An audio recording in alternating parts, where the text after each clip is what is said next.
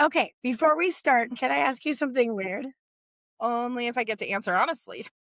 Dill, have you ever had your body react before your brain even knew what was happening? All the time.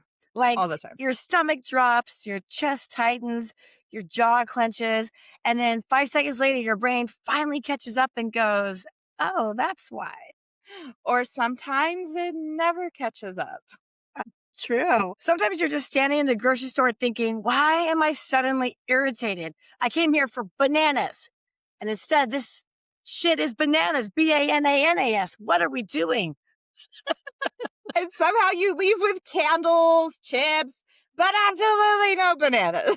I think almost everyone has experienced something like that. You hear a certain song, you smell someone's cologne or perfume, someone says one sentence, and your whole body reacts before you've even decided whether you care. Which is fascinating because most of us assume that's happening in our mind. We think, I had a thought and then my body reacted. But so often it's exactly opposite that your body is actually reacting and your mind starts trying to explain why. That's today's episode. Last week, we introduced this idea that you're not just a mind walking around dragging a body behind you. You're what we call a biodimensional being, your physical body, your biology, your subconscious, your soul. None of these things are living separate lives. They're constantly talking to one another. Sometimes beautifully, sometimes loudly, sometimes like siblings arguing in the back seat. Mom, she touched me. Exactly. And if you listen to episode 1, we talked about what happens when those dimensions get disconnected. Today, we're talking about something even deeper. Why your body remembers things your mind forgot, or maybe never even realized happened.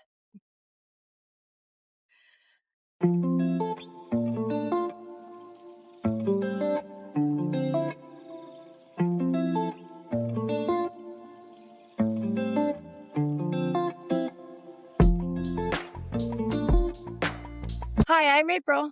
And I'm Angela. Welcome back to Sacred Soul Roots Podcast. This episode might honestly change the way you think about your own body because today we're asking a question that I don't think many people ever stop to ask. And that is, what if your body isn't overreacting? What if it's remembering? And I think that's one of the most compassionate shifts a person can make because so many people spend years angry at themselves.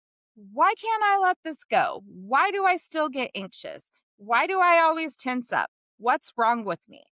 And underneath every one of those questions is the assumption that your body's broken. I don't actually think your body is broken. I think it's loyal. Ooh, say that again. I think your body is loyal, maybe too loyal. Mm. It learned what it believed would keep you alive, and it kept doing that job long after the danger disappeared.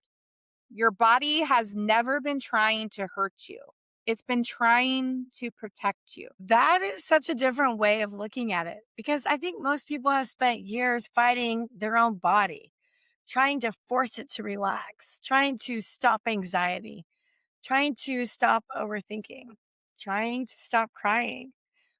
And what if instead of fighting it, we got curious and asked our body, what are you trying to tell me? Can I tell you about something that happened a couple months ago? Always. All right, I was making tea, nothing dramatic, just standing in my kitchen. It had been a normal day. Nobody was upset. Nobody was arguing. The dogs were laying there being dogs, doing absolutely nothing. Ryder walks up right behind me, completely innocent. And he just wanted a hug. Didn't say anything, didn't make any noise. He just appeared. And I spun around so fast, I nearly smacked him with the spoon I was stirring my tea with. Oh, But that look on his face was like, Mom! And immediately I felt terrible because there was no danger. There was no emergency. It was my own child just wanting a hug. It wasn't really about Ryder. It wasn't even about the kitchen. It was all about the surprise.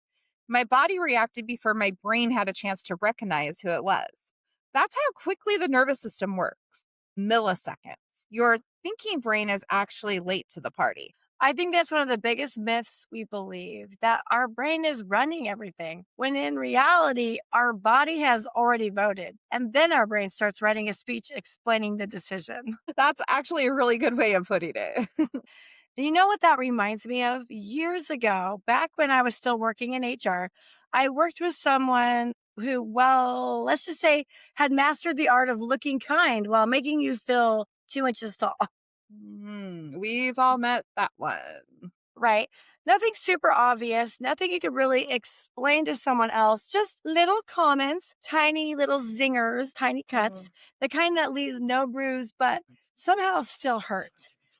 And every single day, she wore the exact same perfume, strong enough that you could smell it before she even went around the corner.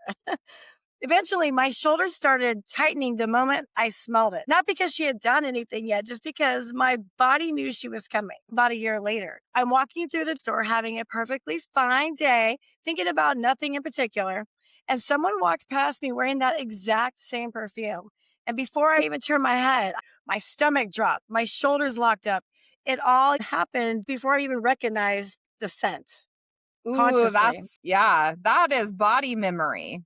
Not because perfume is dangerous, because your body filled that scent under. Pay attention, brace yourself. You've been here before. And this is where it gets really fascinating because so many of us have spent years trying to understand ourselves through our thoughts, our brain processing. We ask questions like, why am I like this? Why do I keep reacting this way? Why can't I just let this go? We go searching for the answer in our minds, but what if the answer isn't only in our thoughts? What if part of the answer is stored somewhere much deeper? Because your body has been keeping track of your experiences the entire time. Yes. And I think that is such an important distinction because when we say your body remembers, some people immediately think, okay, but I don't remember anything. And that's the thing that your body doesn't always remember in the form of a story. It remembers in sensations. It remembers through patterns. It remembers through the way your nervous system responds before your conscious mind has even caught up. There's this beautiful phrase that I love. Your body speaks in sensation while your mind speaks in words.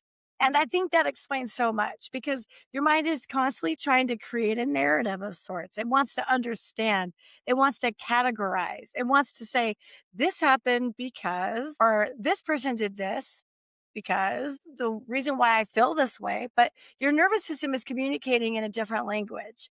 Your nervous system communicates through sensations like a tightness in your chest, a lump in your throat, a racing heart, a sudden urge to withdraw, maybe feeling frozen, feeling like you need to fix something immediately.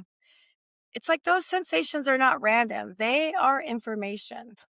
And I want to be really clear here because this is where people can sometimes misunderstand. When we talk about body memory, we are not saying your body is storing a perfect video recording of every moment that has happened. What we're talking about is your nervous system's language. Your body learned what feels safe. Your body learns what feels threatening. Your body learns what to pay attention to. And sometimes those protective patterns stay with us long after the original situation has passed. I think one of the biggest realizations I've had on my own journey is recognizing how often my body was responding before my brain even understood why. There were moments when I would think, why am I feeling overwhelmed right now? And why does this small thing feel so big? And when I started paying attention, I realized my reaction wasn't actually about that moment. It was my body recognizing something familiar, maybe a tone of voice, a feeling of pressure, a moment where I felt like I had to hold everything together. My nervous system wasn't trying to sabotage me, it was trying to protect me. That right there is such an important shift because so many people are at war with their own reactions. They judge themselves. They say, I shouldn't feel this way. I should be over this. Why am I still triggered by this? But what if instead we got curious? What if instead of asking, what's wrong with me, we start asking, what is my body telling me? Yeah, your symptoms are not always the problem. Sometimes they're just the messenger. And when we silence the messenger, we miss the message. And this is where healing starts to become less about fixing yourself and more about building a relationship with yourself because your body has been communicating with you your entire life. The question is, have you been listening? Because regulation begins with noticing. If it feels comfortable, allow yourself to soften where you are. Place one hand over your heart and one hand somewhere else that feels supportive, your belly, your chest, your shoulder. Take a slow breath in, and as you breathe out, simply notice I am here. Not yesterday, not tomorrow, right now. And gently ask your body, what are you trying to tell me today? Don't force an answer. Don't analyze. Just notice. Maybe there's a sensation. Maybe there's an emotion. Maybe there's nothing at all. All of these responses are perfectly okay. Your body has carried you through every season of your life, through every joy, every heartbreak, every challenge, every transformation. And today we're practicing something simple, listening. Your body is not something you have to conquer, it's not something you have to override. It's something you can begin to have a relationship with. Our bodies have spent years trying to get our attention, and we've spent years trying to quiet those messages. We might push through exhaustion, we ignore tension, we override our own emotions, and we tell ourselves, just get through this, just be stronger, just keep going. And sometimes that ability to keep going is exactly what helped us to survive. But there comes a point where that same pattern that once protected us can begin to limit us. There's such an important piece when we talk about nervous system responses. Sometimes people hear words like fight, flight, freeze, or fawn and immediately think, oh, that means something went wrong with me. But these responses are not flaws. They are brilliant survival mechanisms. Your nervous system is constantly scanning. Am I safe? Am I accepted? Do I belong? Do I need to prepare for something? And it is doing this before you even realize it. And I love thinking about this through the lens of protection because our nervous systems don't wake up in the morning and say, hey, how can I make your day difficult today? It's trying to make life easier, not harder. It's trying to help you navigate the world based on what it has learned. The problem is sometimes it's using an old map. Your nervous system is incredibly loyal. Sometimes it gets loyal to a version of you that no longer exists. I love that because think about that. A younger version of you may have learned if I keep everyone happy, I'll stay connected. If I don't need anything, I won't disappoint anyone. If I anticipate everyone else's needs, I'll stay safe. If I stay quiet, I won't create conflict. And those patterns may have served you beautifully at one point in your life. They may have helped you belong. They may have helped you get through something very difficult. But now you get to ask, do I still need this pattern? I want to talk about one response that I think a lot of people, especially highly compassionate people, recognize themselves in, and that's what's called fawning. And this is the response where instead of fighting back or running away, we move toward making things okay. We become the peacekeeper, the fixer, the one who reads the room and tries to balance out the energies, the one who notices everyone else's emotions before noticing our own. And again, this isn't weakness. This is often a deeply developed skill. Many people who are incredibly empathetic develop that sensitivity because their nervous system learned pay attention, notice shifts, and stay ahead of the problem. And there is such a beautiful gift in that. The ability to sense others, the ability to support, the ability to create safety. But when we lose ourselves in that process, when everyone else's emotions become louder than your own, that's when our bodies start whispering, hey, I'm here too. I think this is something I've had to really work with in my own life, actually, because being capable and consistent in that way, like always trying to show up and help, can become a trap of sorts. Being the person who can handle things almost becomes an identity. And then people start seeing you as she's got it, she can figure it out, she can do this. And maybe you can, but the question becomes, do you have to? Do you have to carry everything? Do you have to be the strong one every single time? Do you have to earn the rest? Do you have to earn the support? And that is such a powerful question because Yeah. sometimes our nervous system patterns are connected to beliefs that we don't even realize that we're carrying.